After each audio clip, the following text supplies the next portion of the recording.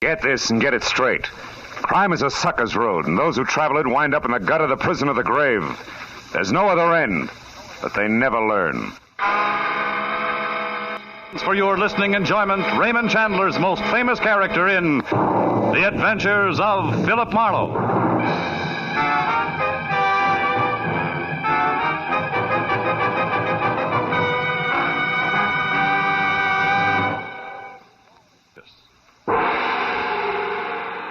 Now, with Gerald Moore, starred as Philip Marlowe, tonight's exciting story, The Girl from Pitchfork Corners.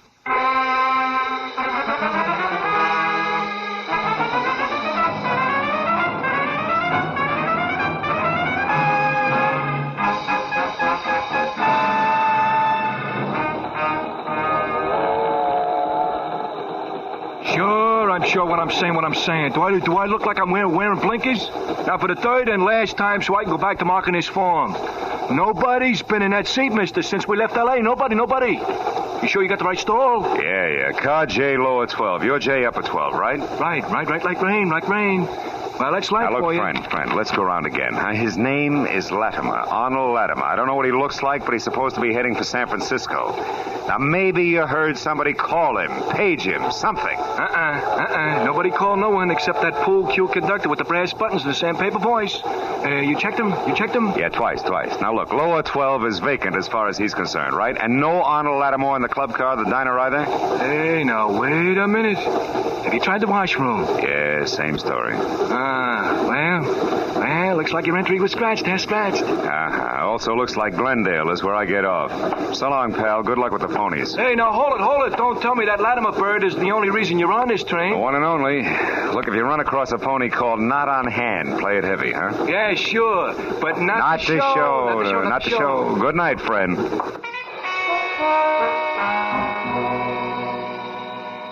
I waited on the platform at Glendale until the chrome streamliner had glided out with car J, lower 12, still empty. Then I got a cab back to Union Station in L.A., picked up my own car, and headed for 1312 North Bronson Drive in Hollywood, and a woman I'd never seen named Donna Rollins. She had hired me by special delivery letter that afternoon. Crisp $50 bill enclosed therein. To be sure that one Arnold Latimer was going where he'd said he was going. That had been my job. Well, the place on Bronson was the kind of imitation Mount Vernon architecture where Washington couldn't have slept a wink. The lady that answered the door was about as colonial as Bebop. Yet she was a full lap behind the other extreme known as glamorous Hollywood type. Just a nice-looking anybody.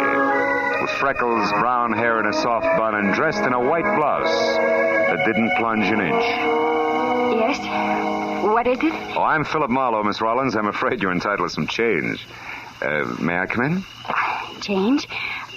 What do you mean, change? Your $50. It's a lot of money for a one-line report on a little man who wasn't there. Miss Rollins, did you hear me? Yes, Mr. Marlowe. I don't like to seem abrupt, but I'm very busy. Excuse me, please. You seem to have lost interest in Mr. Latimer in a hurry. You know, when you sent me the letter this afternoon... Please, Mr. Marlowe, there isn't time for talk. I've already told you I'm very busy. Good night. Okay, baby. Good night it is. I backed my nose off the front door knocker, chalked Donna Rollins off as another woman who had changed her jittery mind, and walked a dozen yards back to where I'd parked my car. The crisp $50 bill was still burning a hole in my pocket. When I was in behind the wheel, I was still worried about taking so much for so little, until I flicked my headlights on and the slash of white picked up something I hadn't expected. Donna Rollins, a coat thrown over her arm, her face stamped with fear, was running away from the house like it was going to blow up, headed for a taxicab parked close to a corner. I started my car to follow her, but I never made it, because a hot rod decided all at once to park in front of me. You big jerk! The adolescent climbed over his door and came toward me with strictly brash high school sophomore with dialogue to match. Of course, the cab was gone. Well, Pappy, nice going. Your bumpers pleated my twin pipes. Well, what do you calculate doing about it? If you were 5 years older and 5 inches taller, I'd pleat you, Pappy. Now, come here. Oh, hey, let me go. Not until I speak my piece. You, Sonny, you're going to get those two cars apart in less than 2 minutes because I don't calculate on being gone any longer. Is that crystal clear? Yeah, sure, mister. Sure, I'll fix it up double quick. You'll see. I practically got it done now. Okay? I don't know. We'll talk about it again in 2 minutes. I had no idea what Donna Rollins had been running to or from. But the fact that she was gone while her front door was still open made her house the first place to check. I found the living room nothing more or less than I'd seen at my first peek. Plush, but empty. The bedroom beyond was the same. White satin drapes spilling onto a wall-to-wall jet black hook rug, and on the far side of the room, sprawled over an also white ottoman, a very beautiful blonde girl, very dead. She'd been shot twice in the back sometime in the last hour. And there was no identification in any of the pockets of the expensively tailored gabardine suit that she wore. In a handbag, the story was the same. Yeah, it looked like Donna had had good reason to run, but that I had a better one for calling the police. Or taking her messages. Hello? I want to talk to Donna. She isn't in. Message? Yeah, here's a message. I want you to find her and get it as to me, please. Hey, I can't hear you. Are you still there? Yeah. Now, hold on. Oh. His phone booth's leaked. Okay. Who are you? Friend of Donna's. You said you had a message. Yeah, so I did. But I think you're awful anxious, fella. Too anxious. Oh, now, wait a minute. Don't get touchy. I'm a friend, all right. Skip it, friend. Not a chance, Junior. Nevins, 1, 2, 1, 2. We may get together yet. Los Angeles City Building, Fire Department. Battalion Chief Kegler, please. One moment, sir. All right. Battalion Chief. Phil Marlowe, Keg. Oh, hi, Phil. Look, can you get me some dope in a big hurry? It's important. Well, sure, Phil. Name it. What firehouse went out on a call less than a minute ago? Can you look it up? Well, I don't have to. It's here on the board in front of me. Engine Company 5, Phil, San Fernando Valley. But it's only a small I brush don't care about that, Keg. Where does Engine Company 5 live? Where in the valley? Can you give me that? Well, I think so, Phil. Seeing it was my own outfit for 14 years. The corner of Ventura Boulevard and Whitsett. But, Phil, what do you want to... I'll call you later, Chief. We'll talk it over then, huh? Thanks. Goodbye. I was playing a long shot, but any kind of a lead on a deep freeze voice who had a message for a girl who left a corpse in her bedroom was worth checking. So for the time being, I skipped calling the police and left the place lights out, door closed but not locked. Then I found my car where the hot rod pilot had left it. Started for the San Fernando Valley in the firehouse called 5.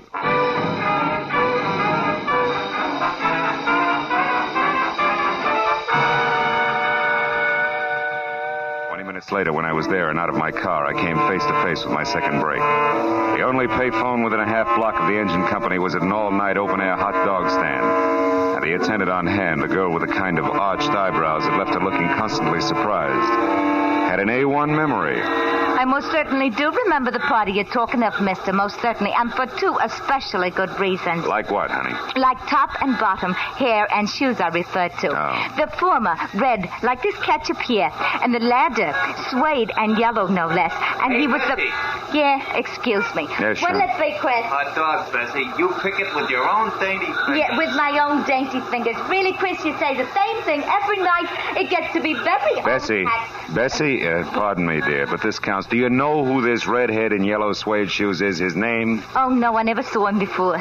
Oh, fine. Well, thanks, baby. Oh, don't mention it. By the by, I do know where he went, if that means anything. Baby, it means a lot. Where? Tell me. With the Old Mexico Club here in Studio City. He works there or something. Anyhow, I know he made a call to Herbert Ring, the gambling big shot, and called him boss.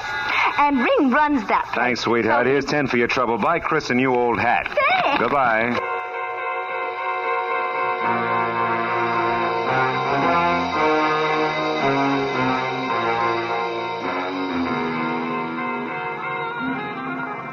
The Old Mexico Club was phony south of the border from authentic Latin American rumba team I'd seen billed as Mr. and Mrs. Buck and Wing a month ago at the policeman's ball, to a life-size painting of a bullfighter who had his cape thrown over the wrong shoulder. It was strictly second-rate, all the way down and back up the line to the proprietor himself, Herbert Ring, an almost smooth, almost big bookmaker whom I knew slightly. I found him at a corner table, huddled over a glass of milk, listening hard to none other than the redhead with the gaily colored feet. When I stepped up to them, the conversation broke off sharply. Well. Hi, Hiya, Phil. What's new, boy? Oh, nothing much, Herb. Outside of a job I just landed. A girl named Donna Rollins. Donna Rollins? Quiet, Larry. Excuse us, won't you? Sit down, Phil, sit down. Mr. Marlowe, Larry. How are you? I'll be at the bar, boss. He's not so friendly, Phil. The evasive type, if you know what I mean. Yeah. Evasive like Arnold Latimer, maybe? Who's that, Phil? Now, listen, Herb, I'm trying it straight. Donna Rollins and you, what's the tie? I forget. Your angle? Right now, curiosity and a corpse, no more. Oh, somebody's dead, huh? Where? I forget. Round two, Herbie. Yeah. Okay, Phil, you got as much good sense as you have nerve. Thanks. I'll try it straight for a while. A certain party has me over the barrel. Tonight's the payoff. I plan on making it. That's all. Blackmail? And you're almost happy about it? Oh. Now, look, Herb, you don't expect Marlowe, me... you're thinking like an honest man. Now, turn it over. Huh? I'm stuck, so I pay. Once. Blackmail's your name for it. We call it smart money. And smart money's what we deal in. You follow? Almost. But this certain party, is it Donna Rollins? Marlowe, after what I said about your good sense... Oh, yeah. How straight can you get, huh? Leave it alone, Phil. Good night, boy. I watched them go as far as the bar and past Larry, who quietly fell in step behind without so much as the command heel. And when they both disappeared into a door marked private, I decided I'd had enough of old Mexico.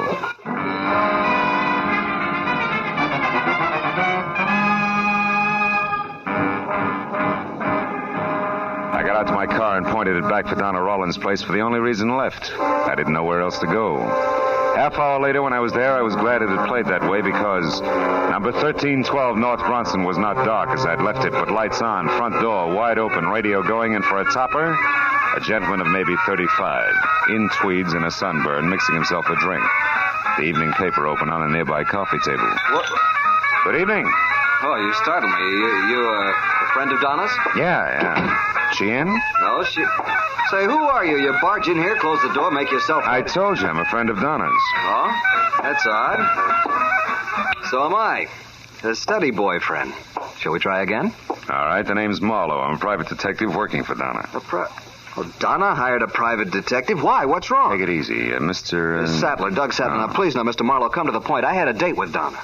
Yeah, well, from the way she left here, I don't think she's going to keep it. Why not? Why shouldn't she?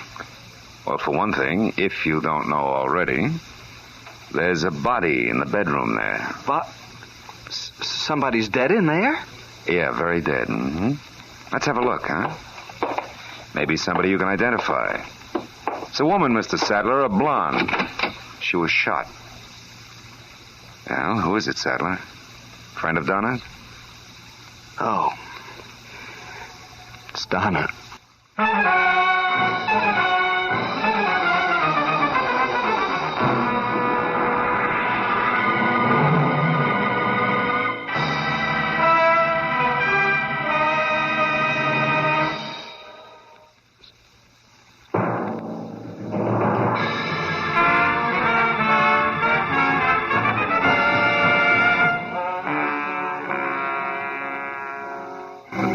Was no prettier than it had been when I first found it, only now it had a name. Donna Rollins, my client. And as Doug Sattler stared at it and repeated the name, his long hands began to twist each other and its forehead got sticky. I finally took him by the shoulder and turned him around, away from it. His glistening gray eyes avoided me and instead darted at the corners of the room frantically like a pair of scared mice looking for a place to hide. Donna dead like that? I just can't get it through my head. Why? Well, let's try the easy ones first, like who, huh? You mean you know who did this? Yeah, it's not exactly the handcuff stage, Sattler, but I got a prospect. Come on, let's go in the other room. You can probably use a brace. Yeah, thanks. I need a drink. Yeah, I think it's a girl, a cute one with dark eyes and a double row of freckles across her nose. Freckles? Yeah, also she has brown hair and a bun and a mouth that probably liked to smile once. I wasn't doing much of that when I reported to her tonight. You reported to her. Now, wait a minute. That's impossible, Marlowe. Why? She was right here in the apartment. Furthermore, she said she was Donna Rollins. I can't understand this, any of it. Hey, wait a minute. Take it easy with that stuff. I said a brace, not a bottle. I need it. You see, I know the girl you've just described. Hmm? Her name's Beverly Cheskin. Cheskin? And a reason for killing? If she did. Jealousy. Maybe you better draw me a picture. She's a crazy, unreasonable kid from the sticks, Marlowe. From Pitchfork Corners, Kansas. From where? That's right, Pitchfork Corners. Oh. The rest of it's just as fantastic. Well, what's the rest of the story? Last summer, my car broke down. I was stuck there for a week. She worked in the only drugstore in town. I was just about the first guy she'd ever seen in something beside a straw hat and overalls. She fell for me, and, well, I kind of let her on. You know how a fellow will. I should. I've been hearing the same story since I was in the 3rd grade. It's the truth. Oh, sure. Rest of it, no doubt, goes right down the same cob. From sweet nothings to love letters sealed with a kiss. When you finally got around to breaking it to her gently about Donna, she wouldn't believe you, and before you knew it, she dropped everything and came to the big city, huh? Yeah, 2 days ago. Yeah. You make it all sound pretty silly. It's no sillier to me than that corpse in there. Okay. It's hard to believe she'd actually commit a murder, Marlowe. She does have a temper. And she's just pulled her life out by the roots. And you know what? They grow deep in places like Pitchfork Corners, city boy, or didn't you care? Of course I did. Crazy little fool. I tried to reason with her in my letters, Never mind. Let's get on to the sophisticated part, huh? About Donna and one Mr. Latimer, for instance. Latimer? Who's that? Oh. How about Donna and Herbert Ring? I don't know any Herbert Ring either. Mm-hmm. But Donna had a lot of business friends I didn't bother with. Why? Well, you should have. Doing business with Herb Ring means... Means what? That you have to be fast on your feet. What's that? What'd you pick up off the floor, Marlowe? An old envelope. I'm a stickler for neatness. Where's Beverly staying, Sadler? I don't know. She called me once, but she wouldn't tell me. I haven't seen her. Where'd she reach you? My hotel, the Greenwood Arms. Mm-hmm. Marlowe, what are we going to do? About Beverly, I mean. Right now, I'm going to try to find her. If you can stand it, Sadler, stay here. And stay sober.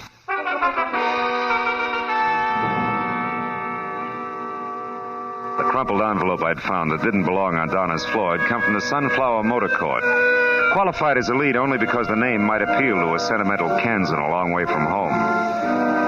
Well, it took the night man at the place 5 fumbling minutes to discover that Beverly Cheskin actually was registered. 5 more to remember that she'd got a call just before I showed up. Had left in a big hurry and had crossed the street towards Sam's, which was a U-Drive car lot done in tired green. So was Sam. Sorry, Sonny, but you're out of luck. Ain't a buggy left on the lot. Them 2 out there laid up. I don't want a car, Sam. I got my own across the street. I'm looking for a girl. What you doing it in here for? Because her name is Beverly Cheskin. Beverly? Well, say now, ain't this a coincidence? Is it? Pretty little thing by that name was just saying. Freckles and all. Don't see Freckles out here much.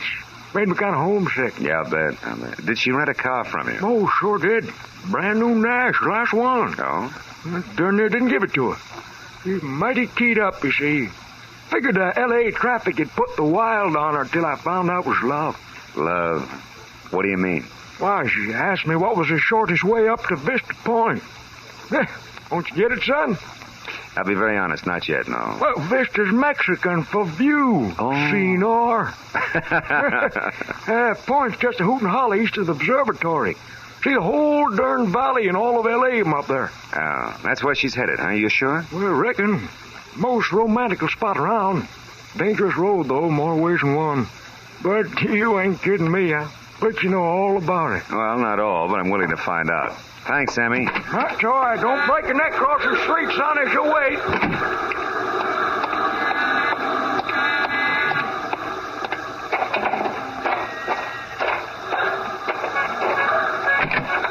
Leave that heap right where it's set, Shamus. We won't be needing it. I won't take your word for it, Larry. You'd better. Mr. Ring wants you and me to have a nice talk. Tell him we have nothing in common. He knows different. The name Arnold Latimer, for instance. Sorry, some other time. I got a date. Come here, you.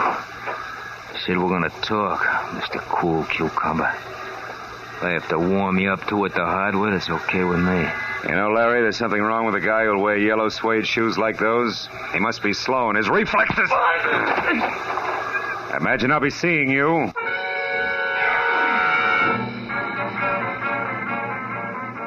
As I headed for Vista Point, two ugly facts stood out clearly. First, the only person Beverly Cheskin would rush off to Vista Point for was Doug Sattler. Second, he had to be a liar because he called her just as soon as my back was turned. And they both added up to the same thing, another corpse. The road up from the valley floor was a narrow strip of crumbling concrete as full of twists as a hurt worm. But near the top it leveled off in a series of ragged terraces, grossly overrated as a lover's rendezvous. I pulled off the road, hid my car near a scrub oak, and went the rest of the way up on foot. A cold wind lashed at the manzanita as I worked my way up to the crest. The half moon played unpredictable tag with low clouds. So I followed the shadow of a stone wall out onto the jutting point, where the mountain fell away on three sides into a black gorge. Finally, I spotted them. Doug Sattler and the freckled kid from Pitchfork Corners, Beverly, standing close together fear, but you at the edge of oblivion. I was in love with you, Doug. I still am. Doesn't my being here prove that? When you called me at the motel, I came up here as fast as I could, even though I knew what you'd done. Oh, Doug, why did you have to kill her? Why? Because she double-crossed me on a business deal. A blackmail deal, Beverly. Blackmail? That's right. Donna knew plenty about certain men in this town, big-timers who'd pay thousands or kill to keep others from finding out about them. Oh, Doug, how could you? Well, it was risky. I had to pose as somebody who didn't exist, a Mr. Arnold Latimer, and pretend that he was the one who had all the information. I demanded $50,000 from a guy named Ring and set Donna up as the go-between. Then, as Latimer, I was supposed to go to San Francisco on the train and wait for Donna to come with the money. But I'd have waited the rest of my life. She intended to keep it all for herself. But you killed her, Doug. Was it that important to you? You still don't get it, do you? I know now that there's no chance for us, for you and me. No chance at all, ever. I'm going through with the deal alone, Beverly. I'm going to get that money. But I've got to do something else first. I'd heard enough. You don't really think I reached for my 38 and edged along the wall toward them to where I knew I couldn't miss. I made a mistake, Beverly. I dropped an envelope in Donna's place and Marlowe found it. He knows I lied, but I can still say I did it to protect you. Protect me? What do you mean? He'll be up here eventually, but all he's going to find is a stupid kid from Pitchfork Corners who murdered a rival in a bit of jealousy and then couldn't face it and came. I was counting on the wind to cover any noise, and it did. You see, it was a... That's why I was caught flat-footed. Shock came. Sattler lurched up on his toes and doubled over, clawing at his stomach. I crouched down as Herbert Ring stepped out of the brush across the clearing, a thin-barreled gun in his hand. Don't move, sister. Sattler had fallen face down on the ground. I started moving again as Ring rolled him over with his foot. He was dead. That's the only payoff Mr. Arnold Latimer gets for me. It's too bad you had to be here to see it made, sister, because I can't afford a witness. I'm sorry, I really am. But it's no worse than he was going to do to you. Ring! Duck Beverly! Let that gun lay, Ring. Don't reach for it. Just relax. And Larry, that louse, he was supposed to... Yeah, it's a little late for tips, Herb. You should have hired a better class of help. Go fry your head. Nobody's perfect. Even you. Yeah, where'd I slip? Too much volume when I talk to Sam? Yeah, that's right, Loudmouth. I tagged you there, and listen. So you knew where to come, and you heard the rest of it up here, just like I did. Can you take it, Herb? It's not going to be easy getting it down this hill to a dock. Are you kidding, Shamus? I ain't moving any place. If you know any pretty words, go say them to the lady. She's the one who needs them. They'll go over big in Pitchfork.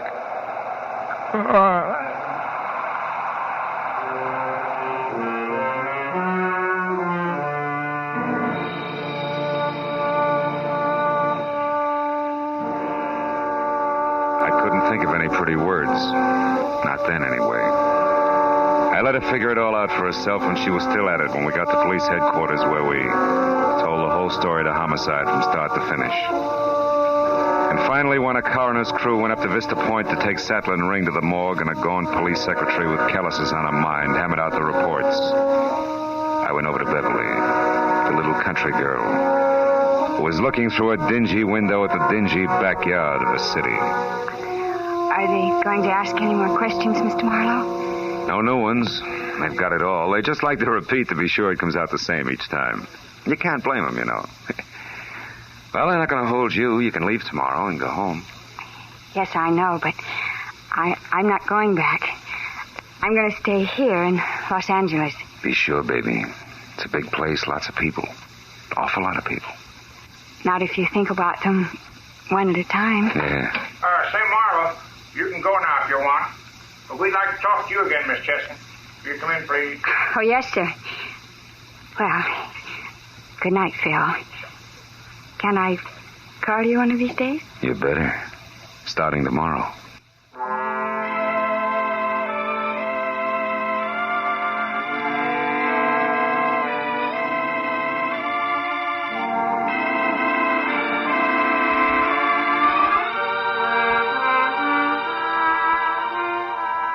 Smiled. And the freckles on her nose all ran together. Yeah, it was a lovely sight, that nose. I watched her walk into the lieutenant's office, and then I went out, got in my car, and headed home. And as I drove, I thought about hepcats, hicks, and hayseeds. But as she suggested, one at a time. You know what? It worked. That way, there's no difference. They're all people. Yeah, I had a hunch I was going to be planning on that phone call tomorrow.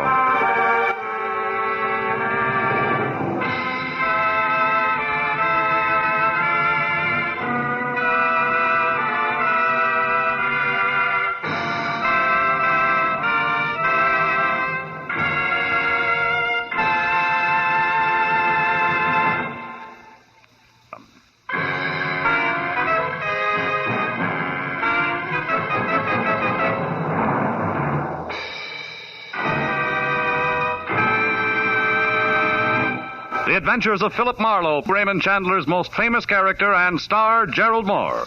Philip Marlowe is produced and directed by Norman McDonnell and written for radio by Robert Mitchell and Gene Levitt. Featured in the cast were Sammy Hill, Peter Leeds, Wally Mayer, Hugh Thomas, Anthony Barrett, Vivi Janis, and Harry Bartell. Special music is composed and conducted by Richard Arant.